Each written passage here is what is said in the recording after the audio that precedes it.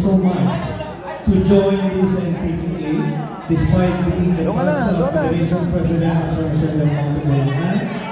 It is my pleasure also to serve continuously the common people of San Jose del Monte Bulacan, the common parents, and the common school. Despite having hectic schedule, I joined this caravan, I joined Sir Willie to give more contribution in developing the PTA nationwide. So I do believe that PTA can do a lot in developing a better and quality education, helping the department to pursue its dream for a better education among all the in the entire country. Good morning to all of you. Thank you, Sir Henry. Thank you. Thank you. Thank you, brother. Yeah, thank you.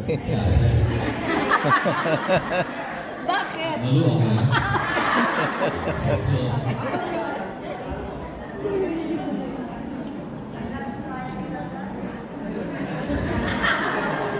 Magandang umaga po sa inyo lahat, sa kapwa ko magulang at bumubuo ng NCRPTA Caravan. All the way from Nueva Ecija High School, Cabanatuan City, Nueva Ecija Region 3. First time ko po nasama ngayon dito at ako po'y masaya. Alam ko mas marami pa akong matututunan at ma-share din para mas maitaguyod natin ang samaan ng mga magulang dito sa Pilipinas. Maraming salamat po. Parents. Ma'am? Dali mo.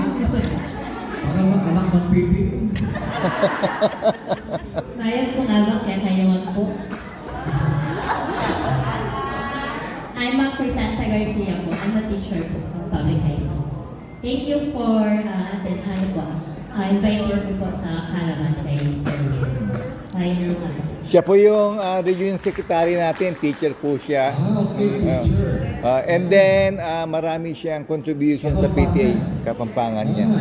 Okay. Sino ang kapampangan dito? Malago, siya ang ano ko lang, kapampangan, bakit ganun? Ma'am, bakit ganun, kapampangan? Pota na, bengi pa. Sabihin mo nga yung istorya mo. Ano yung pota, bengi? Sige, okay.